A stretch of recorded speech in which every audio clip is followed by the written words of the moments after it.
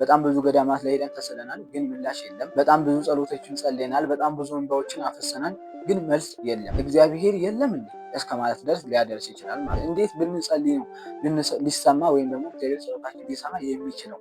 እሱን ነው ዛሬ የምናወራው። 5 ነገሮችን እናነሳለን።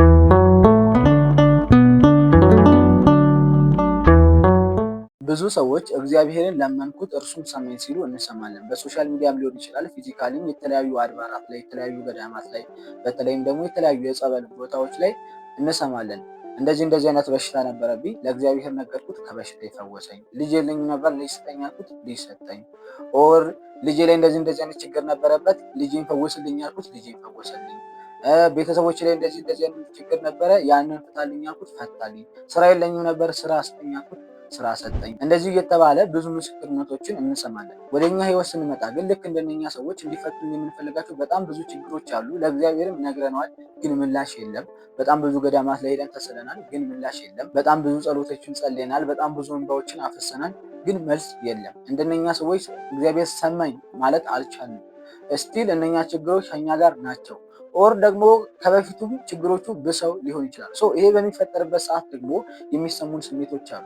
እኔ ከሌሎቹ ተለይቼ ጸሎት የሚያሰማው ለምንድን ነው? የተለየው ኃጢአተኛ ስለሆንኩ ነው? ኦር ጸሎት እንደ ሎተሪ በእድል ነው የሚወጣው? የሆኑ ሰዎች ይሰማሉ፣ የአንዳንድ ሰዎች ደግሞ አይሰማም። እኔ ከማይሰሙት መካከል ስለሆንኩ ነው? ከዚህም ከፋ ሲል ደግሞ እግዚአብሔር የለም እንዴ እስከ ማለት ድረስ ሊያደርስ ይችላል ማለት ነው። በተዘዋዋሪው ግን መጽሐፍ ቅዱስ ላይ ማንም ሰው ከጠየቀ እንደሚሰጠው፣ ማንም ሰው ከለመነ ለአንኳኳ ሁሉ እንደሚከፈት፣ 100 ሰዎች ካሉ 100 ሰዎቹም ይህንን አድርግልኝ ወይም ደግሞ ይህን ፍታልኝ ብለው ከጸለዩ የ100ዎቹንም ችግር ወይም ደግሞ የ100ዎቹንም ጥያቄ እንደሚመልስ ነው እግዚአብሔር የተናገረው። እግዚአብሔር እንደዚህ ከተናገረ የኛ ህይወት ደግሞ በግልብጡ ከሆነ የቱ ጋር ነው ክፍተቱ? ምንድነው ማስተካከል ያለብን? ወደ እግዚአብሔር ፊት ስንቀርብ፣ ለጸሎት ስንቀርብ ምንድነው ማሰብ ያለብን? እንዴት ብንጸልይ ነው ሊሰማ ወይም ደግሞ እግዚአብሔር ጸሎታችን ሊሰማ የሚችለው? እሱን ነው ዛሬ የምናወራው። 5 ነገሮችን እናነሳለን። የመጀመሪያው በማቴዎስ ወንጌል ምዕራፍ 6 ቁጥር 33 ላይ የተቀመጠ ቃል አለ። እርሱ ምንድነው? አስቀድማችሁ የእግዚአብሔርን መንግስት ጽድቁንም ፈልጉ፣ ሌላ ሁሉ ይጨመርላችኋል የሚል ማለት ነው። በሳይንስ ወይም በሂሳብ የሆኑ ነገሮችን ለመስራት ፎርሙላ አለ። ያንን ፎርሙላ የተከተለ ሰው ትክክለኛውን ውጤት ያገኛል። ያንን ፎርሙላ ያልተከተለ ሰው ደግሞ ወይም ፎርሙላውን የሳተ ሰው ደግሞ የተሳሳተ ውጤት ያገኛል። ልክ እንደዚሁ ጌታችንም ስለ ጸሎት ሲነግረን፣ የጸሎትን ፎርሙላውን ሲነግረን መጀመሪያ የእግዚአብሔር መንግስት ጽድቁን እንፈልጋለን፣ ቀጥሎ ሌላ ሁሉ ይጨመርልናል ማለት ነው። ስለዚህ ይሄንን ፎርሙላ ከተከተለ መልሱን እናገኛለን ማለት ነው። በአጭሩ የእግዚአብሔርን መንግስት መፈለግ ማለት በዚህ ምድር ላይ ስንኖር ሁሉ ነገራችን መንግስተ ሰማያትን የሚናፍቅ መሆን መቻል አለበት። ወይም ደግሞ የምናደርገውን ነገር በሙሉ ስለ መንግስተ ሰማያት ብለን የምናደርገው መሆን መቻል አለበት። የሆነ ስራ ስንሰራ ይሄ ስራ ከእግዚአብሔር ይለየኛል፣ ከመንግስተ ሰማያት ያስቀረኛል፣ ወይስ ከእግዚአብሔር ያስታርቀኛል፣ ከእግዚአብሔር ያቀርበኛል፣ ከመንግስተ ሰማያት ያስገባኛል ብለን ስራውን እንገመግባለን። ስናገባ መንግስተ ሰማያት ታስገባኛለች፣ መንግስተ ሰማያት ያስገባኛል፣ ትዳር ወደ መንግስተ ሰማያት ይዞኝ ይሄዳል ወይስ ያጠፋኛል ብለን ነው። ስንመነኩስም እንደዛው። በቃ በጥቅሉ ስንማርም፣ ስንሰራም፣ ስንበላም፣ ስንጠጣም፣ ስንለብስም ሁሉ ነገርም ከእግዚአብሔር ያጣላኛል ወይስ ከእግዚአብሔር ያርቀኛል፣ ወደ መንግስተ ሰማያት ያስገባኛል ወይስ ከመንግስተ ሰማያት ያወጣኛል ብለን ይሄንን አስበን የምናደርገው መሆን መቻል አለበት ማለት ነው። ከጠዋት እስከ ማታ፣ ከማታ እስከ ጠዋት ሁሉም ላይፋችን፣ ሁሉም የህይወታችን ክፍል በመንግስተ ሰማያት እየተመዘነ መሆን መቻል አለበት። ይሄ ሲሆን የምንጸልየው ጸሎት በሙሉ መንግስተ ሰማያትን የተንተራሰ ነው የሚሆነው ማለት ነው። ይህ ሲባል ግን ስጋዊ የሆኑ ጸሎቶችን ወይም ደግሞ ስጋዊ የሆኑ ፍላጎቶቻችንን እግዚአብሔርን አንጠይቀውም፣ አንለምደውም ማለት አይደለም። ስጋዊ የሆነ ነገር በሙሉ ኃጢአት አይደለም። እግዚአብሔር የስጋን ፈጣሪ ነው። ጸሎትም ሲያስተምረን የዕለት እንጀራችንን ስጠን ብለናል። የዕለት እንጀራ ማለት ለስጋችን የምንበላው ማለት ነው። ልክ እንደዚህ ሆኑ ስራ ስጠኝ ብሎ መጠየቅ፣ የምበላው ስጠኝ ብሎ መጠየቅ፣ የምለብሰው ስጠኝ ብሎ መጠየቅ ኃጢአት አይደለም። የምንለብሰውም ያስፈልገናል። ግን እነኚህ ተጨማሪ ናቸው። እስቲ ደግሞ እነኚህ ሁሉ ከዛኛው ጋር ሊንክ መሆን መቻል አለባቸው። ለምሳሌ አንድ ክርስቲያን ስራ ስጠኝ ብሎ ቢጠይቅ ስራውን ካገኘና ስራውን ሰርቶ ገንዘብ ካገኘ በኋላ በዛ ባገኘው ገንዘብ እንደ ክርስቲያን ሊሆን ወይም ደግሞ እንደ ክርስቲያን ሊኖር መሆን አለበት። ባገኘው ገንዘብ እንደ ክርስቲያን ሊበላ፣ ባገኘው ገንዘብ እንደ ክርስቲያን ሊለብስ፣ ባገኘው ገንዘብ እንደ ክርስቲያን ሊኖር መሆን መቻል አለበት። ከዛ መንግስተ ሰማያት ለመውረስ ማለት ነው። ጤና ስጠኝ ብሎ ሰው ቢለምን ጤናውን አግኝቼ አስቀድሼ ንስሐ ገብቼ ቆርቤ ወደ አንተ ወይም ደግሞ ወደ መንግስት እንዲገባ ብሎ ነው እንጂ ጤና ስጠኝ ብሎ የሚጸልየው ጤና ሰተኝ ጨፍሬበት ደንሼበት ብሎ አመንዝሬበት ብሎ ሰርቄበት ብሎ የሚለምን ከሆነ ይሄ ከንቱ ነው ወይም ኃጢአትም ነው፣ ለዚህም አይሰማም ማለት ነው። ስለዚህ ስጋዊ ጸሎቶች በሙሉ ኃጢአት አይደሉም። የመጀመሪያው ጽድቁ ይቀድማል፣ መንግስቱ ይቀድማል። ከዛ ቀጥሎ ግን ስጋዊ ነገሮችን ልንለምን ይችላል። ግን እነኛ ስጋዊ ነገሮች በሙሉ ራሱ ፐርፐዛቸው መንግስተ ሰማያት መሆን መቻል አለባቸው ማለት ነው። የመጀመሪያው ይሄ ነው። ሁለተኛው ጸሎታችን እንዲሰማ በጸሎት ወደ እግዚአብሔር ከመቅረባችን በፊት እግዚአብሔር ያዘዘንን ትእዛዞች ፈጽመን ለመገኘት መሞከር። ፐርፌክት በሆነ መልኩ ሁሉንም ባንፈጽምም እንኳን ቢያንስ እኛ የምንችለውን ያክል ጥረን መገኘት። አትሳደብ ተብሏል፣ አለመሳደብ። አትስረቅ ተብሏል፣ አለመስረቅ። በትህትና ኑሩ ተብሏል፣ በትህትና መኖር። በፍቅር ኑሩ ተብሏል፣ በፍቅር መኖር። ከሰዎች ጋር ተዋዱ፣ በፍቅር መኖር። ንስሐ ግቡ ተብሏል፣ ንስሐ መግባት። ጹሙ ተብሏል፣ መጾም። ስጋዬን ብሉ ደሜን ጠጡ ተብሏል፣ ስጋውን መብላት ደሙ መጠጣት። እነኚህ ሁሉ ማድረግ፣ እነኚህ ሁሉ ለማድረግ መሞከር፣ መጣር፣ እነኚህ ላይ ሁሉ መትጋት። ይሄን ሁሉ ለመፈጸም ይሄን ሁሉ ፈጽመን እግዚአብሔር ለማስደሰት ለእግዚአብሔር የሚመች ሰው ሆነን እግዚአብሔር ለማስደሰት ከጣርን እግዚአብሔር ታዲያ የእኛን ጸሎት ለምን አይሰማም? እነኚህን ካደረግን በኋላ ለጸሎት መቆም። ሶስተኛው ጸሎታችን እንዲሰማ ለጸሎት ከመቆማችን በፊት የምንጸልየውን ነገር ማወቅ። በደፈናው ልጅ ስጠኝ፣ በደፈናው ጤና ስጠኝ፣ በደፈናው ገንዘብ ስጠኝ አይባልም። ሰው ልጅ ስጠኝ ብሎ ሲለምን ለምንድን ነው ልጁን የፈለግከው ወይም ደግሞ ልጅ መውለድን የፈለግከው ለምንድን ነው ሲባል ለዚህ ብሎ እግዚአብሔርን የማያስቀይም ምክንያት ወይም ሪዝን ሊኖረው ይገባል። ከሰው ገንዘብ የፈለግከው ለምንድን ነው ሲባል ለዚህ ነው የፈለግኩት ብሎ ያ ሪዝን ግን እግዚአብሔር የማያስቀይም ሪዝን መሆን መቻል አለበት ማለት ነው። ስለዚህ የምንጸለያቸው ጸሎት ምንድን ናቸው? ከዛ ደግሞ ከስራቸው ያለው ምክንያቱ ወይም ደግሞ ሪዝኑ ምንድን ነው? እውነት ያን ነገር የፈለግነው ለምንድን ነው?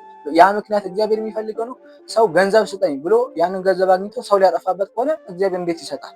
ስለዚህ የምንጸልየውን ጸሎት ማወቅ፣ ያንን የጠየቅንበት ምክንያት፣ ያንን የምንጸልይበት ምክንያት ለምንድን ነው? ያ ጸሎት ቢመለስልን ምን ጥቅም ማግኘት ብሎ ያንን ማወቅ። ምክንያቶቻችንም ደግሞ እግዚአብሔርን የሚያስደስቱ መሆን መቻል አለባቸው። ሰው ገንዘብ ስጠኝ ብሎ ገንዘቡን የፈለገው የሆኑ የተቸገሩ ሰዎችን ስለሚያውቅ እነኛ የተቸገሩ ሰዎችን ሊረዳበት ከሆነ እግዚአብሔር በዚህ አይከፋም። እርሱ በሚያውቀው ደግሞ ያ ነገር ትክክል ከሆነ ገንዘቡን የማይሰጥበት ምክንያት አይኖርም ማለት ነው። ስለዚህ እግዚአብሔርን ከመለመናችን በፊት የምንለምነውን ነገር የምንለምንበትን ምክንያት ማወቅ እና ያ ምክንያት ደግሞ እግዚአብሔር የሚያስደስት እንዲሆን ማድረግም ማለት ነው።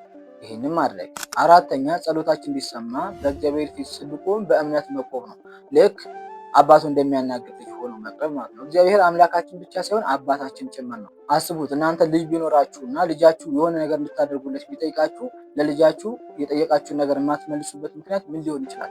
ያ ልጅ የጠየቃችሁ ጥያቄ መጥፎ ወይም ደግሞ ልጁን የሚጎዳው ከሆነ ብቻ ነው። ካልሆነ ግን የማታደርጉበት ምንም አይነት ምክንያት የለም፣ አቅማችሁ እስከፈቀደ ድረስ ማለት ነው። ስለዚህ እግዚአብሔር አባታችን ከሆነ እኛ ጠይቀነው ለምንድን ነው እሱ መልስ የማይሰጠን?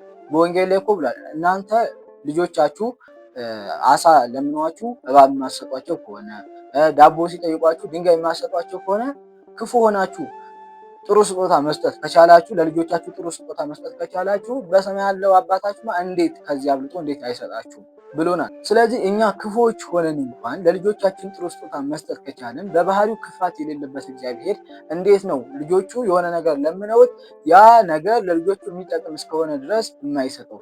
አይ መስጠት አይችልም እንዳንል እንኳን ባለጸጋ ነው፣ ሁሉ ነገር በእጁ ነው። ስለዚህ እግዚአብሔር ፊት ስንቆም አባቱ እንደሚያነጋግር ሕፃን በእምነት መቆም፣ እሱ ለእኔ ጸሎቴ የማይመልስበት ምንም አይነት ምክንያት የለም ብለን ይመልስናል ብለን በእምነት መቆም። አምስተኛውና የመጨረሻው እግዚአብሔር ለጸሎታችን መልስ እስከሚሰጥ መጠበቅ ነው። በመጽሐፍ ቅዱስ ውስጥ ያሉ ሰዎችን ማንሳት፣ አብርሃምን ማንሳት እንችላለን። እግዚአብሔር ይሄን አደርግላችኋለሁ ብሎ ግን በጣም ብዙ ጊዜ ያስጠብቋቸው።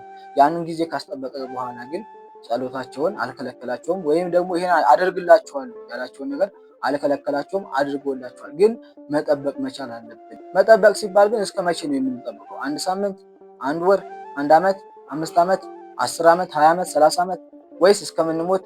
እስከ መቼ ነው የምንጠብቀው?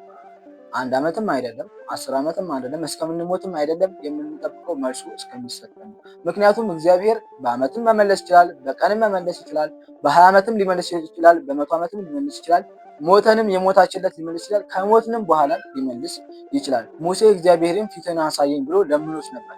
ፊቱን ባይሆንም ጀርባውን ግን እንደሚያው ለሙሴ ደግሞ ቃል ገብቶለት ነበር። ነገር ግን ቃል በገባለት መሰረት ሙሴ የእግዚአብሔርን ጀርባ ሳያይ ሞተ።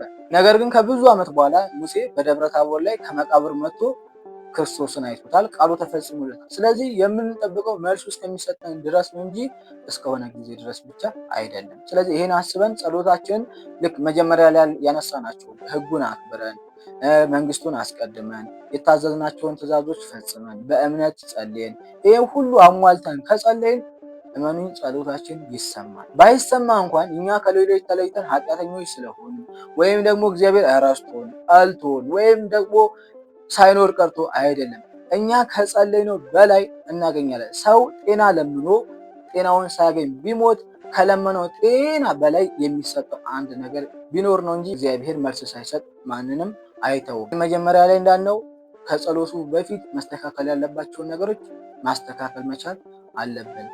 ጸልየን እግዚአብሔር ጸሎታችንን ሰምቶ በምድርም በሰማይም ከእግዚአብሔር ጋር እንድንኖር እግዚአብሔር ይርዳን።